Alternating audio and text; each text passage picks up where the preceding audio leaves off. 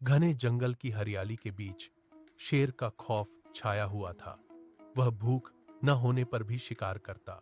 उसने एक हिरण को दबोचा, उसे मारा और वहीं छोड़ दिया। जंगल के जानवर झाड़ियों के पीछे दुबक गए। उनके पैर कांप रहे थे। शेर की दहाड़ से पेड़ों के पत्ते झड़ जाते। जानवरों ने एक सभा बुलाई।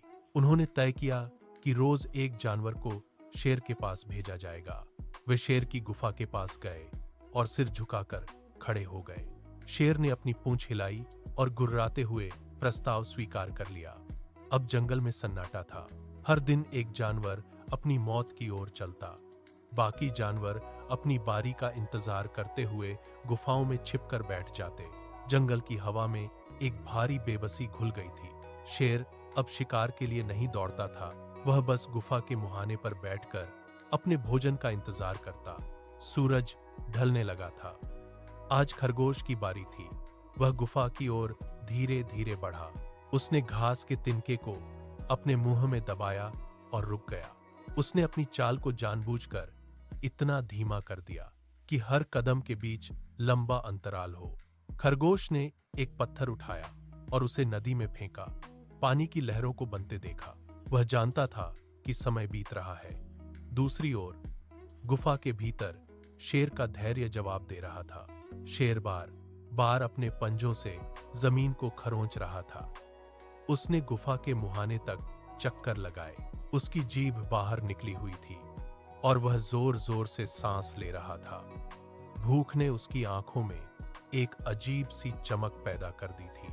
वह दहाड़ा, लेकिन कोई नहीं आया। शेर ने अपना सिर ऊपर उठाया और आकाश की ओर देखा। सूरज और नीचे चला गया था। शेर ने अपने दांत पीसे और गुफा के बाहर की झाड़ियों को अपने पंजों से चीर दिया। वह गुस्से में पागल हो रहा था।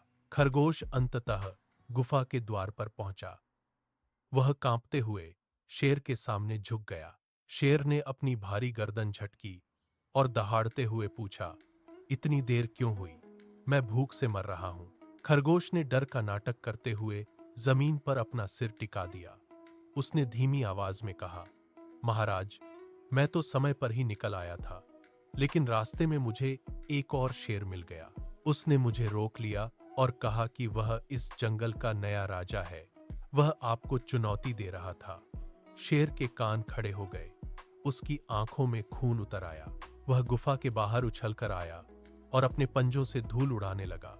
उसने गरजते हुए पूछा, दूसरा शेर?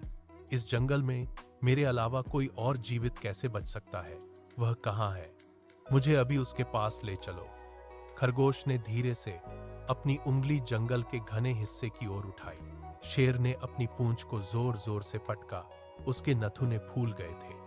वह खरगोश के पीछे पीछे तेजी से आगे बढ़ने लगा। उसकी हर आहट में प्रतिशोध की आग थी। वह उस अदृश्य दुश्मन को टुकड़े टुकड़े करने के लिए बेताब था। खरगोश आगे आगे चल रहा था और शेर उसके पीछे क्रोध में पागल होकर अपनी ही बर्बादी की ओर दौड़ रहा था। खरगोश एक पुराने सूखे कुएं के पास रुका। उसने शेर को इशारा किया। शेर ने कुएं के मुहाने पर अपने पंजे टिकाए और नीचे झांका। कुएं के गहरे ठंडे पानी में उसे अपनी ही परछाई दिखाई दी। शेर ने अपनी गर्दन हिलाई। परछाई ने भी वही किया। शेर ने अपने दांत दिखाए। परछाई ने भी बदले में वही हरकत दोहराई। शेर का अहंकार चरम पर था। उसने सोचा कि यह वही दुश्मन है जो उसे चुनौती दे रहा है। शेर ने अपने गले की पूरी ताकत लगाकर एक भयानक दहाड़ मारी। कुएं की दीवारों से टकराकर वह आवाज गूंजती हुई वापस आई। शेर ने इसे दुश्मन की चुनौती समझा। वह गुस्से में आपा खो बैठा।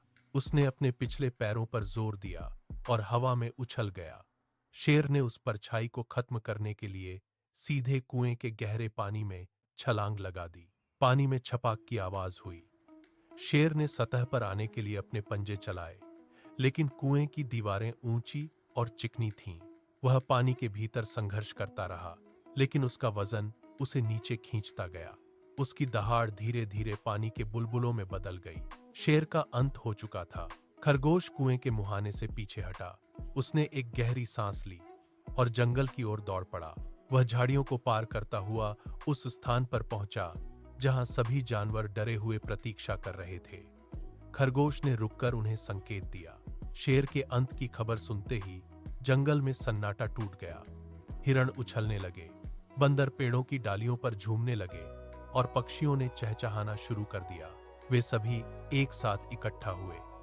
किसी ने खुशी में जमीन पर पैर पटके तो कोई एक दूसरे के गले लग गया। जंगल का वह खौफनाक दौर समाप्त हो चुका था। खरगोश ने सबको शांत किया और कहा कि अब उन्हें किसी से डरने की जरूरत नहीं है। यह घटना जंगल के इतिहास में दर्ज हो गई। यह साबित हो गया कि शारीरिक बल चाहे कितना भी विशाल क्यों न हो, वह हमेशा तीक्ष्ण बुद्धि के सामने झुक जाता है।